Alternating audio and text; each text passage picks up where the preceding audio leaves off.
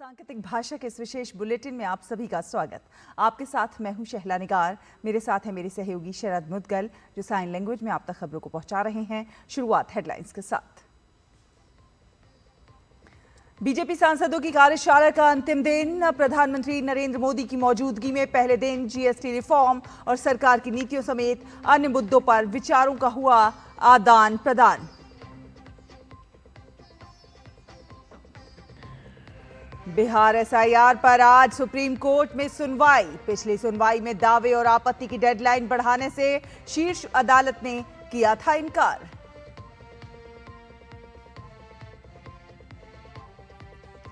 अमेरिकी राष्ट्रपति ने हमास को दी अंतिम चेतावनी। कहा, बंधकों को नहीं छोड़ा तो भुगतने होंगे गंभीर परिणाम। हमास ने कहा, विचार करेंगे।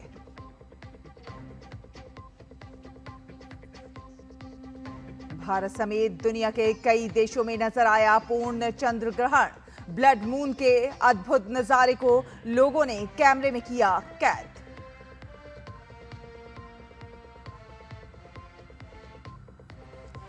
भारतीय हॉकी टीम ने 4-1 से जीता hero Asia cup 2026। World cup के लिए किया क्वालिफाई। प्रधानमंत्री नरेंद्र मोदी ने बताया गौरव का क्षण।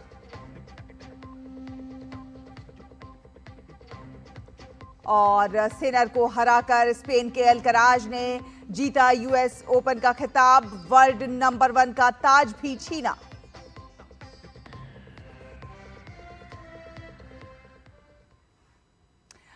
तो खबरों को विस्तार से देख लेते हैं। संसद भवन के परिसर में स्थित जीएमसी बालयोगी सभागार में आज भी बीजेपी सांसदों की कार्यशाला होगी। आज इसका अंतिम दिन है। कल पहले दिन एक सांसद के रूप में प्रधानमंत्री नरेंद्र मोदी भी शामिल हुए और एक सामान्य सांसद की तरह सबसे पीछे की पंक्ति में बैठे। उन्होंने सोशल मीडिया प्लेटफॉर्म सांसदों की कार्यशाला की तस्वीरें साझा की।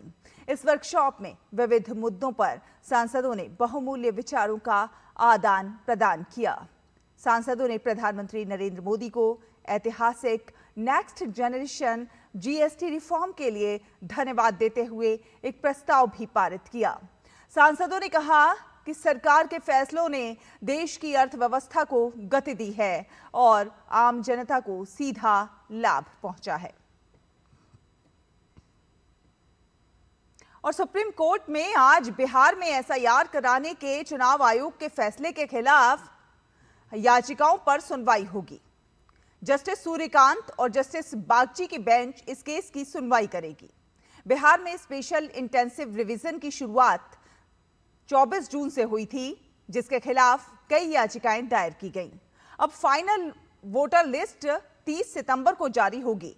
पिछली सुनवाई में शीर्ष अदालत ने दावे और आपत्ति की समय सीमा बढ़ाने से इनकार कर दिया था और इसके बाद चुनाव आयोग ने कोर्ट में कहा कि 1 सितंबर के बाद भी दावे स्वीकार किए जाएंगे।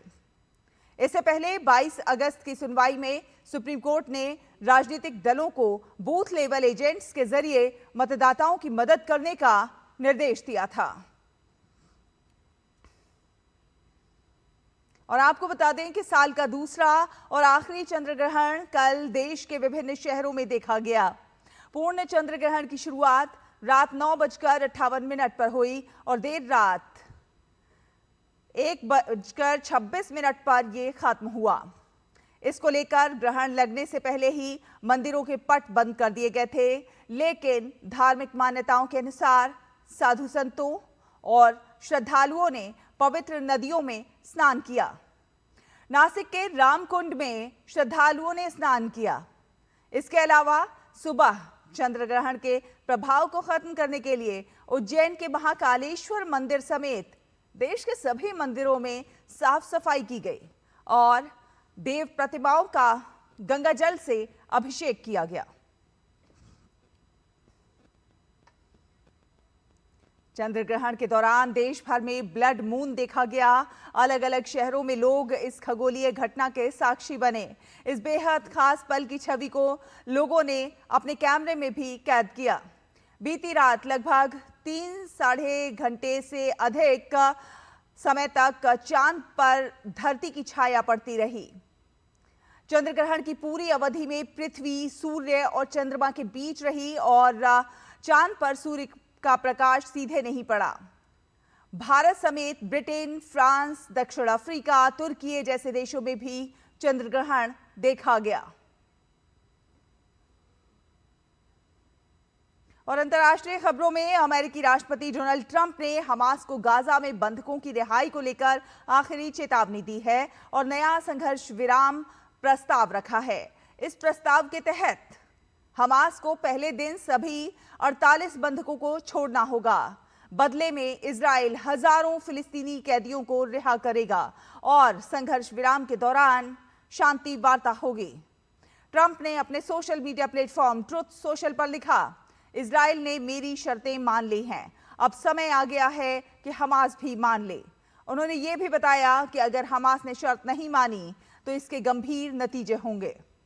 इजरायली अधिकारी के मुताबिक इजराइल ट्रंप के प्रस्ताव पर गंभीरता से विचार कर रहा है। वहीं ट्रंप ने कहा है कि अब रूस पर और कड़े आर्थिक प्रतिबंध लगाने का समय आ गया है। उन्होंने चेतावनी दी कि युद्ध रोकने और रूस को बातचीत की मेज पर लाने के लिए अमेरिका प्रतिबंध के दूसरे चरण में जाने को पूरी तरह से तैयार है।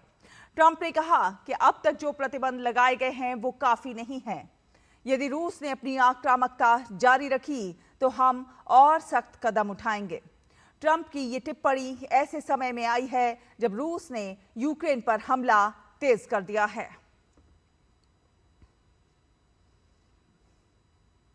और बात की जाए खेलों की तो भारतीय पुरुष हॉकी टीम ने बिहार के राजगीर में खेले गए एशिया कप हॉकी टूर्नामेंट का खिताब अपने नाम कर लिया है। इस खिताबी जीत के साथ ही भारत ने हॉकी विश्व कप 2026 के लिए क्वालिफाई कर लिया। ये चौथी बार है जब भारत ने इस प्रतियोगिता को जीता है। टीम ने इससे पहले साल 2003, 2007 और 2017 में यह खिताब जीतने में सफलता हासिल की थी। भारत ने कोरिया को फाइनल मुकाबले में 4-1 से हराया।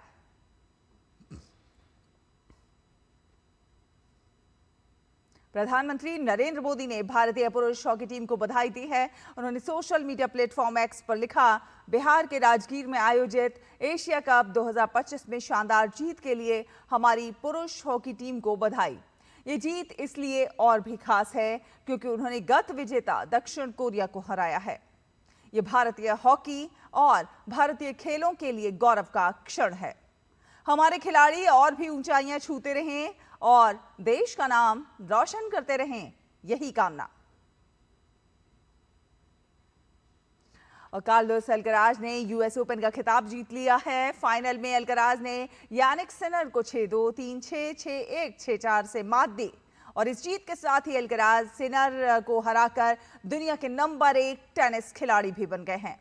ये दोनों खिलाड़ी इस साल लगातार तीसरे ग्रैंड स्लैम फाइनल में आमने सामने थे। इस साल के चारों ग्रैंड स्लैम इन दोनों के ही नाम रहे। सिनर ने ऑस्ट्रेलियन ओपन और विंबलडन जीता तो वहीं अल्कराज ने फ्रेंच ओपन और यूएस ओपन जीतने में कामयाबी पाई। आज अंतर्राष्ट्रीय साक्षरता दिवस है। इस साल अंतर्राष्ट्रीय साक्षरता दिवस की थीम है डिजिटल युग में साक्षरता को बढ़ावा देना। मानव विकास और समाज के लिए उनके अधिकारों को जानने और साक्षरता की ओर मानव चेतना को बढ़ावा देने के लिए हर साल 8 सितंबर को दुनिया भर में साक्षरता दिवस मनाया जाता है। भारत सरकार द्वारा वर्ष 2022 में शुरू किया गया उल्लास नव भारत साक्षरता कार्यक्रम पूर्ण साक्षरता के लक्ष्य को हासिल करने की दिशा में महत्वपूर्ण योगदान दे रहा है। तो इसी के साथ सांकेतिक भाषा के इस विशेष बुलेटिन में फिलहाल इतना ही। मुझे, शरद को और हमारी पूरी टीम को दीजिए अनुमति। नमस्कार।